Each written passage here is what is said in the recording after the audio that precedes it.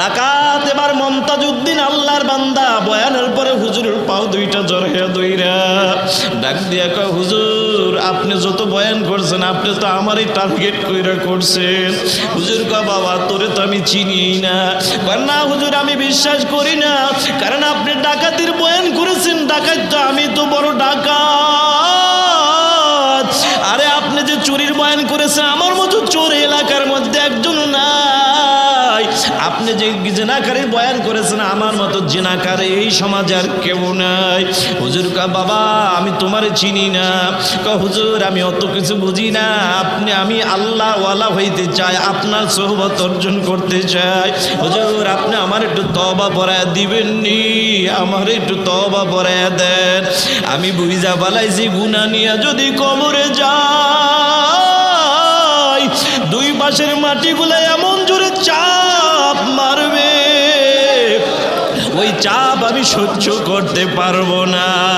ও আল্লাহর বান্দারা, এবার ডাকাত যখন তওবা করলো, আল্লাহর ওলি ডাক দিয়া কয়, বাবা আজকে থেকে নামাজ ছাইরো না, দাড়ি রাখবা, টুপি মাথায় দিবা, 5 ওয়াক্ত নামাজ নিজে পড়বা, বিবিকেও নামাজের দাওয়াত দিবা, ছেলে মেয়েকেও নামাজের কথা বলবা, মা বাবার খেদমত করবা। আল্লাহর বান্দা ওই দিন থেকে আর দাড়িতে খুর লাগায় নাই। বলেন না আল্লাহু আকবার। আল্লাহর বান্দা দাড়িটা আর খুর লাগায় নাই। আল্লাহর বান্দা এবার পরিবর্তন, দাড়িটা লম্বা হয়ে যায়, লম্বা জুব্বা গায়ে দিয়া, মাথায় পাগড়ি দিয়া এখন বান্দা মাওলা পাকের জিকির নিয়ে ব্যস্ত। বান্দা তো মাওলা পাকের জিকির নিয়ে এখন ব্যস্ত। এ বাবা আল্লাহ পাকের পরীক্ষা শুরু হয়ে গেছে। বান্দা যখন দেখবেন, যখন বান্দা নামাজি হয়ে যায়, দিনদার পরেজগার আল্লাহওয়ালা হয়ে যায়, যার ঈমান যত মজবুত, আমল যত মজবুত, পরীক্ষাও তত কঠিন। কথা বলেন ঠিক কি না?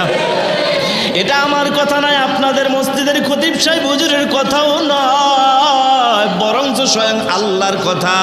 আল্লাহ সূরা বাকারার 155 নং আয়াতের মধ্যে স্পষ্ট জানায়া দেয়। আল্লাহ বলে, ওয়ালা নাবলুওয়ান্নাকুম বিশাইইম মিনাল খাউফি ওয়াল জু'i ওয়া নাকসিম মিনাল আমওয়াল ওয়াল আনফুসি ওয়াস সামারাত ওয়া বাশশিরিস সাবিরিন। যারা ঈমানদার দাবি করবা, অবশ্যই আল্লাহ তাগিদ দিয়া বলছেন, অবশ্যই আমি আল্লাহ তাদেরকে পরীক্ষা করব। আমি আল্লাহ কি দিয়া পরীক্ষা করব জানো? আমি আল্লাহ ভয় দিয়া পরীক্ষা করব, ক্ষুধা দিয়া করব, ফসল দিয়া করব, জীবন দিয়া করব। আল্লাহর বান্দা মমতাজউদ্দিনের উপর তো পরীক্ষা শুরু হয়ে গেছে। হঠাৎ করে ওই এলাকার মধ্যে নতুন এক চোরের ডাকাইতের আবির্ভাব হয়ে গেল। আর ডাকাইত ঈশা ডাকাতি কইরা এবার রাতের বেলা চলে যায়। বাড়িওয়ালা মনে মনে সন্দেহ কইরা আগের পুরান ডাকাত মমতাজউদ্দিনের নামে একটা মামলা দিয়া দেয়। পুলিশ এবার ধরার জন্য আসছে, রাতের গভীর আসছে, ঈশা দেখে মমতাজউদ্দিন বাড়িতে নাই। কই গেছে? কয় মসজিদে চলে গেছে। আল্লাহু আকবার। আল্লাহর বান্দা এখন তাহাজ্জুদের নামাজ পড়া মসজিদে চলে যায়। আবু বকরের মতো আগে আগে মসজিদে চলে যায়। সুবহানাল্লাহ। এবার মসজিদে চলে গেল, নামাজ আদায় করলো। নামাজের পর সবাই বের হয়। আল্লাহর বান্দা মমতাজউদ্দিন ডাকাইত আর বের হয় না। মাওলার মহব্বত, মাওলার পরিচয় বয়া গেছে। বান্দা এখন নামাজের পরে বৈশা জিকির করতেছে।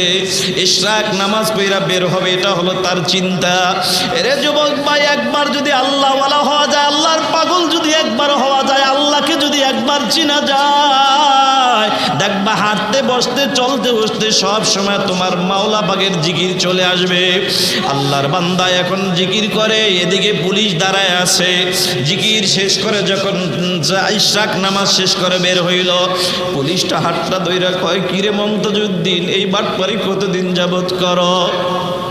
রাতের বেলা ডাকাতি করো, আর রাতের শেষ হইলে দিনের বেলা ঈশার নামাজে দাঁড়াও, জিকিরে দাঁড়াও, এই বাটপারি ভণ্ডামি কতদিন যাবত করো? মমতাজউদ্দিনের মন বড় খারাপ। মমতাজউদ্দিন কয়, স্যার বিশ্বাস করেন আমি ডাকাতি করি নাই। কয়, করছো কি করো না এটা বুঝবা, থানায় চলো। দইরা আটকায় থানায় নিয়ে যায়। থানায় নিয়ে এবার এখন ব্যাত হাতে নিয়ে, লাঠি হাতে নিয়ে মার শুরু করবে। এমন সময় মমতাজউদ্দিন কয়, স্যার মারবেন অসুবিধা নাই, তবে আমার 2 মিনিট সময় দিবেননি। কয় কি করবা? কয় আমি একটু মাওলা পাকের কুদরতি কদমে সিজদা দিব। আল্লাহ পাক সূরা বাকারার 153 নং আয়াতের মধ্যে বলেন, ইয়া আইয়ুহাল্লাযীনা আমানুস্তাঈনু বিস-সাবরি ওয়াস-সালাহ ইন্নাল্লাহা মা'আস সাবিরিন। ও ঈমানদারেরা, মুসিবতের মধ্যে পড়ছো, কোনো টেনশন নাই, দুইটা আমল নিয়ে সামনে আগাও। জোরে বলেন বাবা, আমল কয়টা? এই মানিকপুর এলাকার মধ্যে আপনাদের জন্য বড় একটা নিয়ামত গোমা। আজকের মাহফিলটা এটা আপনাদের জন্য বড় একটা নিয়ামত। জীবনভর তো পর্দার আড়ালের মা মোবাইল নিয়ে ব্যস্ত ছিলেন, কতই না কত গুনাহ নিয়ে ব্যস্ত ছিলেন রে মা। আজকে এটাকে নিয়ামত মনে করিয়া ওলামায়ে কেরামদের জবানের বয়ান শোনার জন্য আজকে আপনারা অন্তত ঘরের পর্দার আড়ালে বইসা নিজে বয়ান শোনার জন্য বসে যান। আর আপনার স্বামীকে পায়ে ধরে হলো বয়ানে পাঠাইয়া দেন। বলা যায় না, ওলামায়ে কেরামদের সোহবত যদি আল্লাহ কবুল করিয়াই বসে, আল্লাহ ওয়ালাদের নজর যদি একবার পড়িয়াই যায়, এ মুসলমান, আল্লাহ ওয়ালাদের নজর পড়লে কি লাভ দেখো রে মুসলমান। বরিশাল চরমনার জমিনে ঘুমায় আল্লাহর সৈয়দ ফজলুল করিম রহমাতুল্লাহি আলাইহি। আল্লাহর ওলি যখন বরিশাল আমতলী এলাকায় একবার বয়ান করেন, বহু আগের পুরানো একটা ঘটনা, আমি প্রায় সময় বলে থাকি, আজও বলে যাই। আল্লাহর ওলি বয়ান করতেছেন, কিন্তু এক ডাকাত ওই এলাকার মধ্যে নাম করা ডাকাত চিন্তা করলো, জীবনে তো চরমনার হুজুরের নাম শুনলাম কিন্তু কোনোদিন দেখি নাই, আজকে আমি যাব, কি বয়ান করে আমি দেখব। ডাকাত দিনের বেলাও ডাকাতি করে, রাতের বেলাও ডাকাতি করে। আল্লাহর বান্দা ডাকাতি করার জন্য চিন্তা করে রাতের গভীরে যাব, বয়ান সন্ধ্যার শুরুতে মাগরিবের পরের বয়ানটা অন্তত হুজুরের বয়ানটা শুনে যাই, দেখি কি বয়ানটা করে। বন্ধু বলেন না, একটু জবান খুলে বলেন, হেদায়েতের মালিক কে? আল্লাহ যাকে হেদায়েত দিবেন তাকে কিন্তু দইরা বহু দূর থেকে ওলামায়ে কেরামদের মজলিসে বসায় দিবেন। আল্লাহ যাকে হেদায়েত দিবেন না, দেখবেন মসজিদের পাশ দিয়ে হাইটা যায়, আল্লাহর বান্দা বসার সুযোগ পাবে না। কথা বলেন ঠিক না বেঠিক? ও যুবক ভাইয়েরা, ও বৃদ্ধ বাবাজিরা, আল্লাহর বান্দা যুবক এবার ডাকাত বয়ান শোনার জন্য বসলো।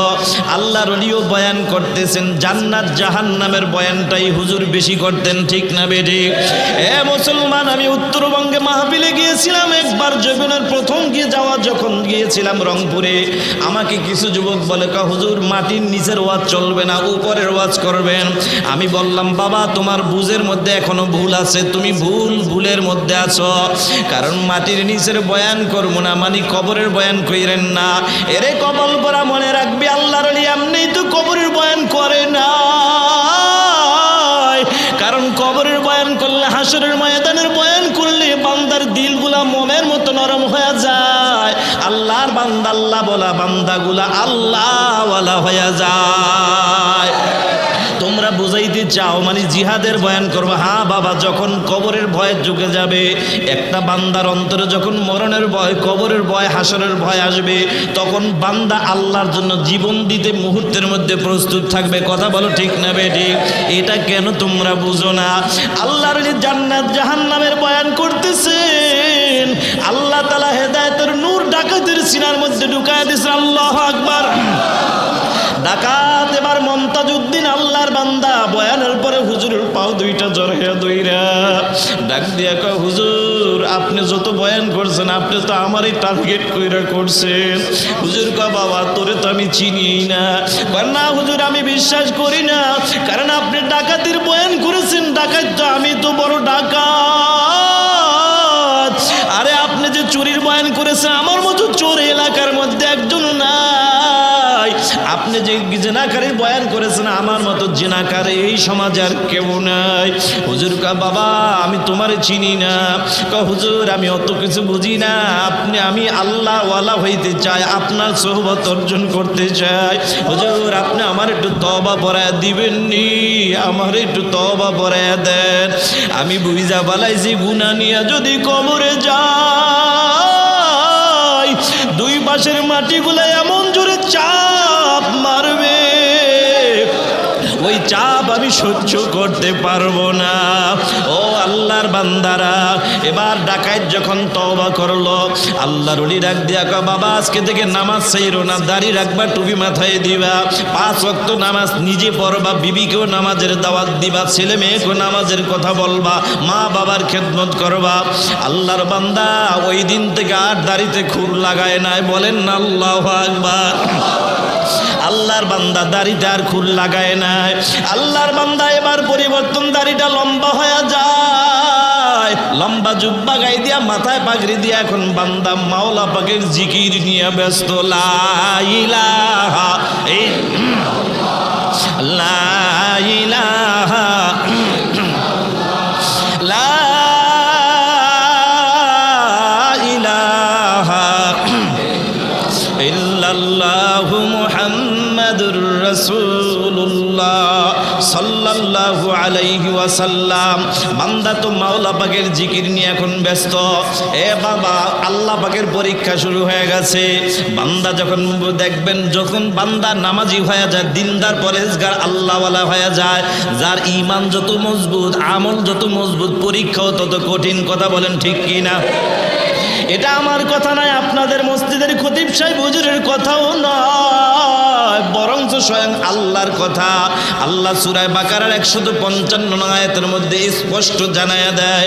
আল্লাহ বলে, ওয়ালা নাবলুওয়ান্নাকুম বিশাইইম মিনাল খাউফি ওয়াল জু'i ওয়া নাকসিম মিনাল আমওয়াল ওয়াল আনফুসি ওয়াস সামারাত ওয়া বাশশিরিস সাবিরিন।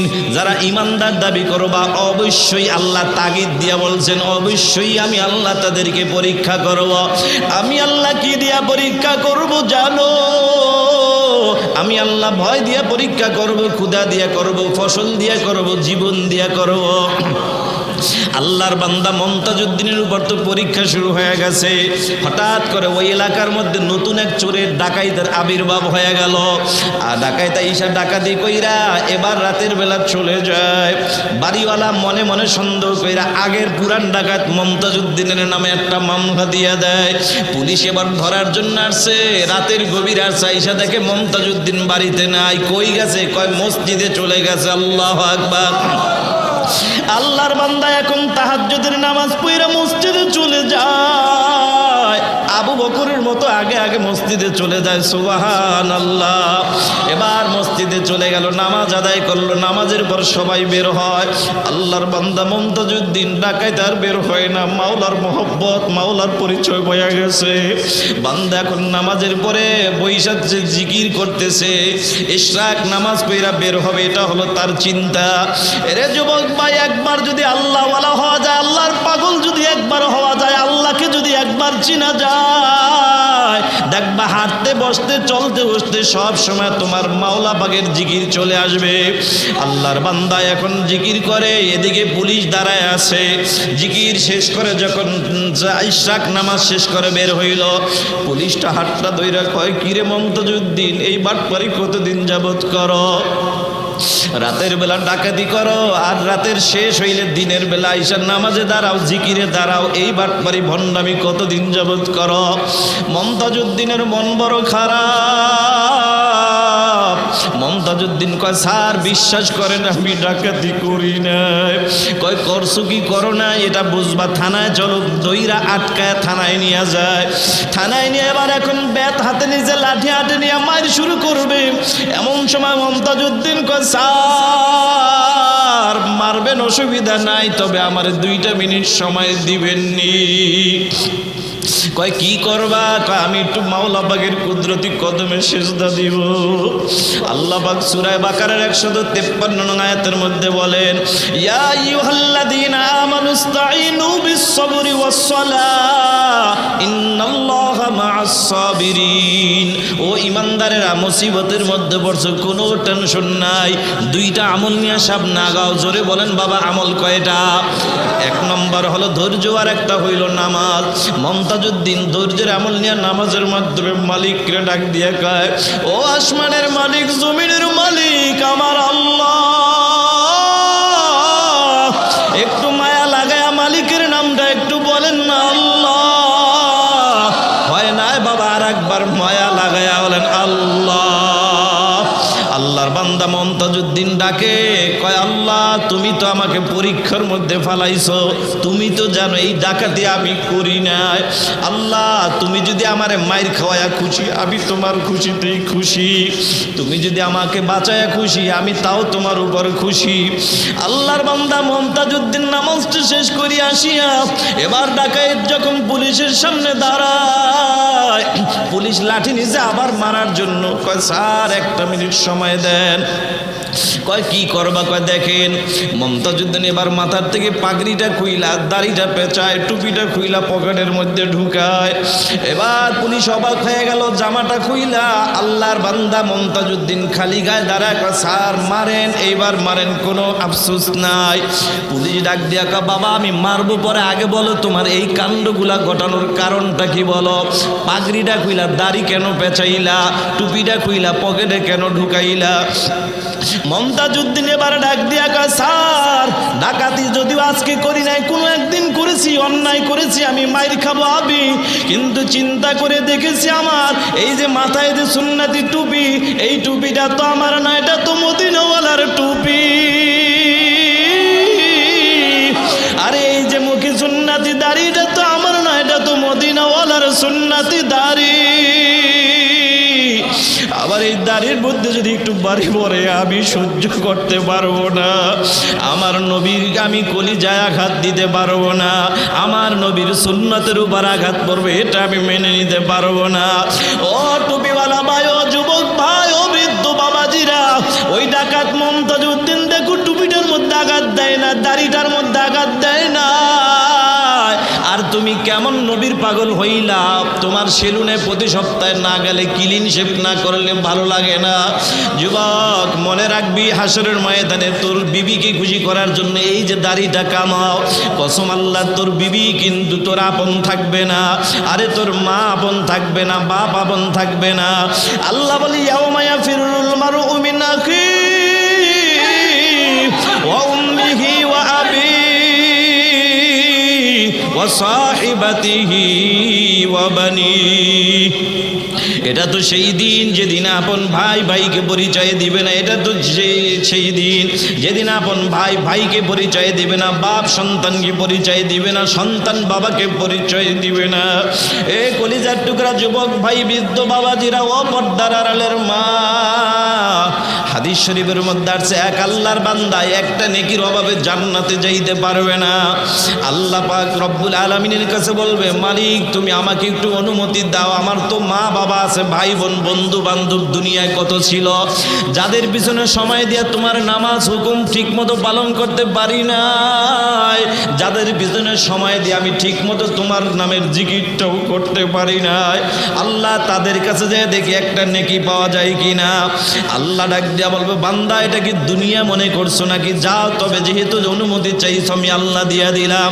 হাদিস শরীফের মধ্যে আছে বান্দা বাবার কাছে যাবে, বলবে বাবা একটা নেকি দাও, নেকির অভাবে জান্নাতে যেতে পারি না। বাপ ডাক দিয়া বলবে কিসের সন্তান দাবি করো? দুনিয়ায় তো আমি বিবাহই করি না। ও যুবক ভাই একবার কি চিন্তা করে দেখো না, এটা কোন বাবা বলবে যেই বাবা তোমার জন্য মানিকপুর এলাকার মধ্যে দোকানদারি করে, তোমার বাড়ি হলো মুক্তারপুর ব্রিজের গোড়ায়, রাতের গভীরে বাবাকে বলছো বাবা আঙ্গুর ফল খাইবার মন চায়। তোমার বাবা রাতের গভীরে আবার মুন্সিগঞ্জ সদরে রিক্সা নাই, পাই হাইটা হাইটা যায় তুমি সন্তানকে খুশি করার জন্য ওই কালো আঙ্গুর লাল আঙ্গুর নাই না, বাবা শান্তি পায় নাই। আঙ্গুর গুলাই না বাবা তোমার মুখে দিছে, টিপা টিপা মুখে দিছে, তুমি খাইছো ওটাই তো বাবার দিলে শান্তি আসছে। আরে এমনও দিন গেছে তোমার বাবা সিরালুঙ্গি বইরা ঈদের দিন ঈদের ময়দানে গেছে, আরে তোমারে ভালো একটা জামা পরানোর জন্য তোমার বাবা বড় পাগল। এই বাবাও হাসরের ময়দানে বলবে কিসের সন্তান? দুনিয়ায় তো আমি বিবাহই করি নাই। সন্তান চিন্তা করবে হায় রে দুনিয়ায় দেখেছি বাবা অনেক সময় বলে তোরে তেজ্য পুত্র করে দিলাম, মাকে দেখছি গোপনে গোপনে আর এক দরজা দিয়ে সন্তানরে খাবারের লোকমা দেয়। কথা ঠিক না বেঠিক? বাবা রাগ করে কয় এই সন্তান তোর ঘরে জায়গা নাই, তুই আমার কথা মান্য করলি। যা তোর ঘরে আমার ঘরে তোর খাবারও নাই, তুই ঘরে খাইতেও পারবি না, থাকতেও পারবি না। বাবা তো কথাটা বইলা বলাইছে, কিন্তু মার মনটা সারাদিন আর ভালো নয়। মা দুপুরও খায় না, রাতেও খায় না। বাবা যখন মুন্সিগঞ্জ সদরে যায়, বা মা তাড়াতাড়ি বের হয়ে যায় যে আমার কলিজার টুকরা সন্তানটা কোথায় আছে। মা সন্তানকে খুঁজতে খুঁজতে যায়, দেখে ওই 10 তলার পাশেই সন্তান বসে আছে।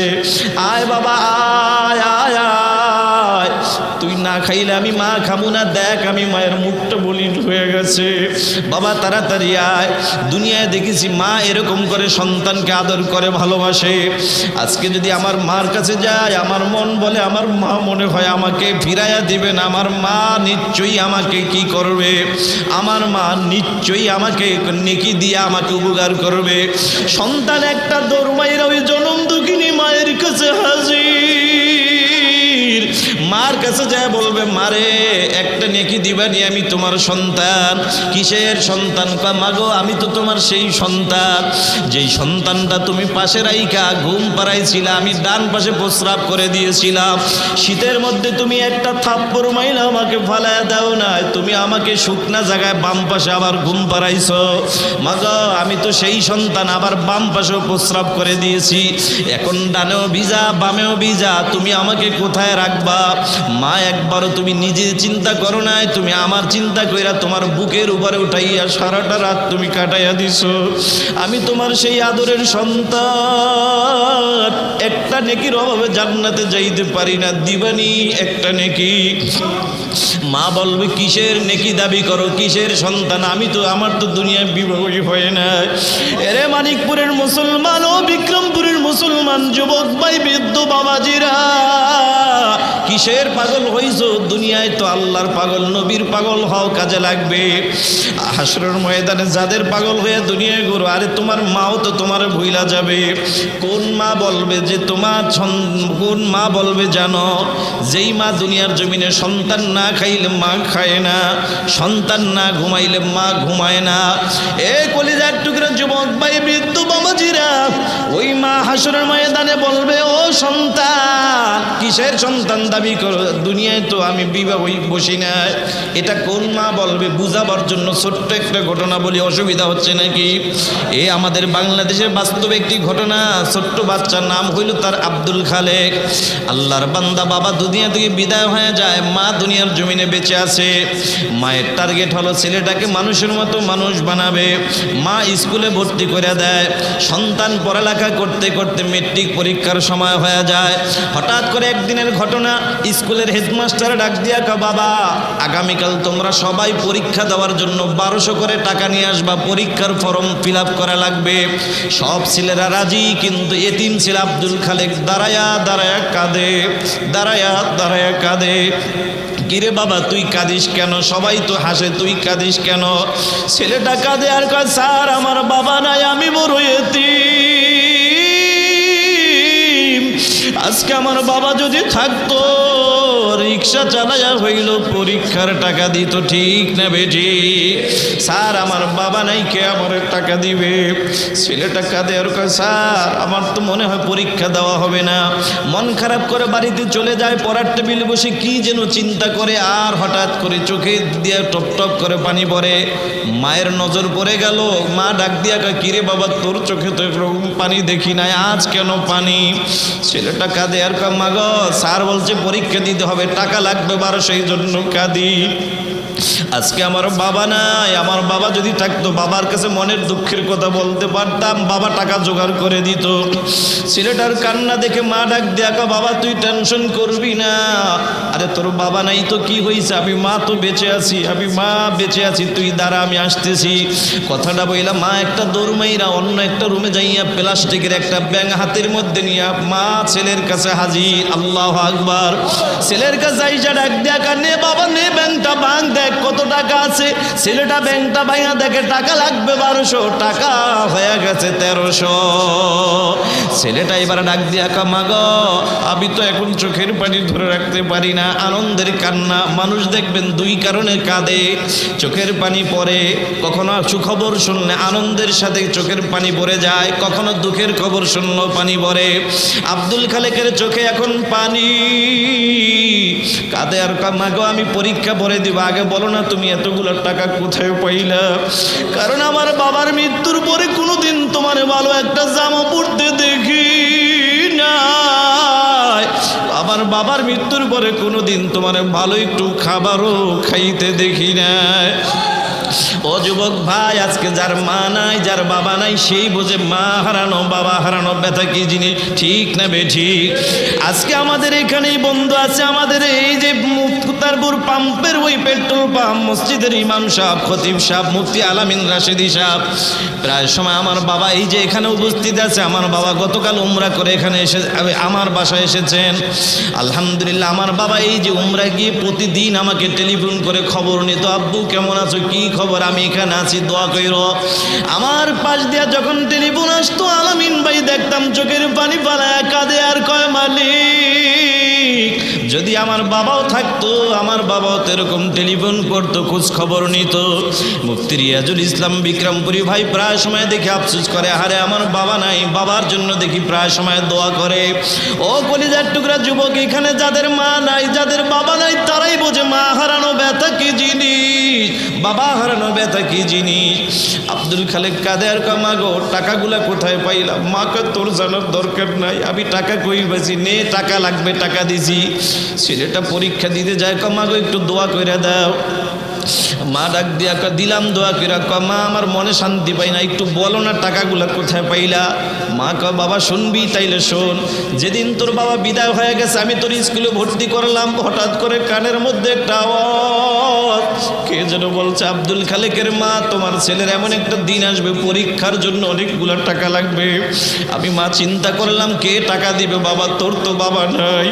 আমি চিন্তা ভাবনা করে বাজার থেকে 2টা মুরগি কিনে ওই মুরগি 2টা যখন পাললাম, পালতে পালতে 2টা মুরগিতে প্রতিদিন একটা করে 2টা ডিম দিত, একটা ডিম সিদ্ধ করে আমি তোর জন্য নাস্তার ব্যবস্থা করে দিতাম, আর একটা ডিম আমি মা সিদ্ধ করতাম না, আমার ভাগের ডিমটা আমি মা কাঁচাই হাতের মধ্যে রাখতাম, সিদ্ধ ডিমটা তোর হাতে দিয়া আমি মা কাঁচা ডিমটা আমার হাতে রাখতাম।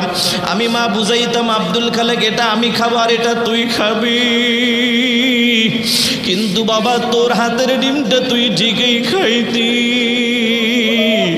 আমি মায়ের বাজেটের ডিমটা আমি মা তো খাইতাম না, আস্তে করে লুকায় রাইকা আমি মা বিকালবেলা বিক্রি করে করে তোর জন্য পরীক্ষার টাকা জোগাড় করতাম। বাবারে তোর জন্য আমি কষ্ট করে করে পরীক্ষার টাকা জোগাড় করেছি। আব্দুল খালেক কাঁদে আর কয় মা গো তুমি এত কষ্ট করেছো, দোয়া করো মা। মার দোয়া নিয়ে ছেলেটা চলে যায়, পড়ালেখা করে পরীক্ষা দিয়ে মাস্টার্স পর্যন্ত কমপ্লিট করে ফেললো।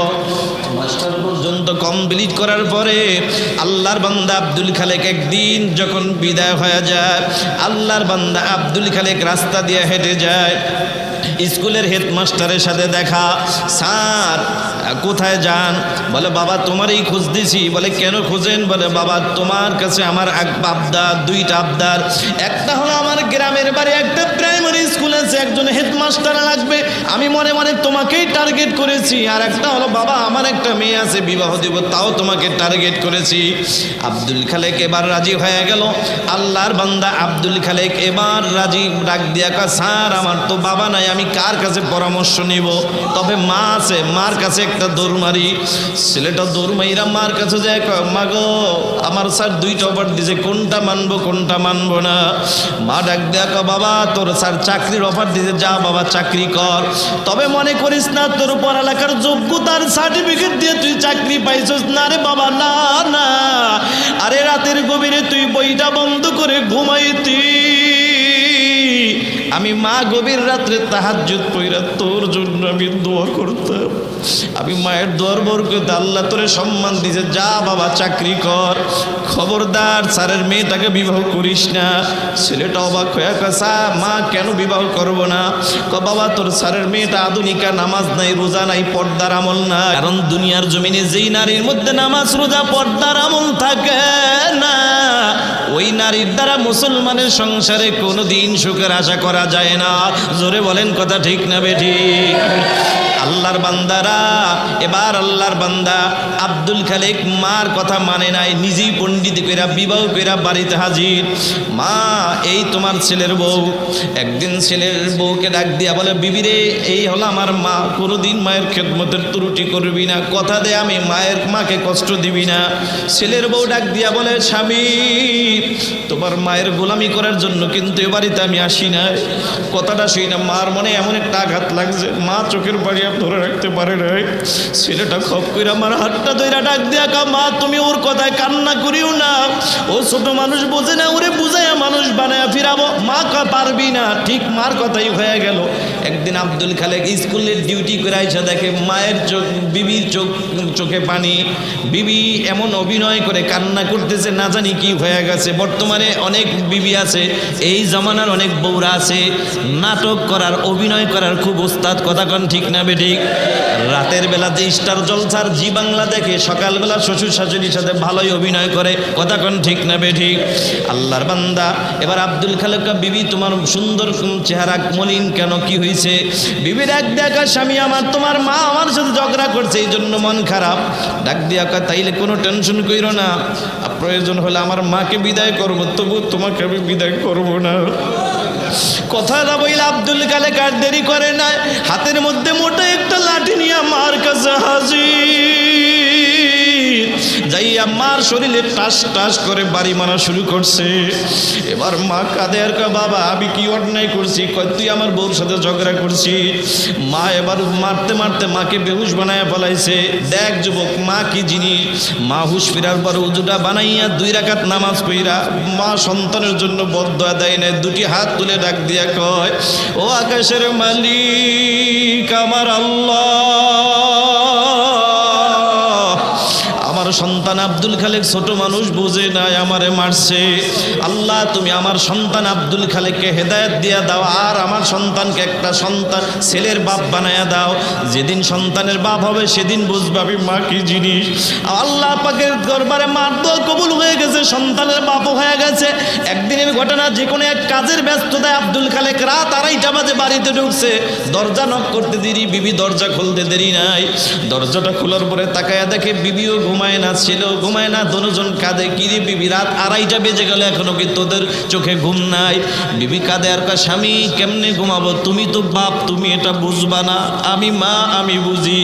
কারণ দুনিয়ার জমিনে কোনো সন্তান না ঘুমাইলে কোনো মা ঘুমাইতে পারে না, কোনো সন্তান না খাইলে কোনো মা খানা খাইতে পারে না। ঠিক না বেটি? দেখবেন সন্তান ছোট বাচ্চা নিয়ে যখন এই হসপিটালে আসে, দেখবেন ডাক্তার যখন দেখে চিকিৎসা করে সন্তান ছোট বাচ্চার মুখ দিয়ে খাবার যায় না, মা ডাক দিয়া, আল্লাহ প্রয়োজনে আমি মাকে 1 সপ্তাহ না খাওয়াই রাখো, আবার সোনার মানিককে তুমি না খাওয়াই রাখো না। মা বলে কি বলে না।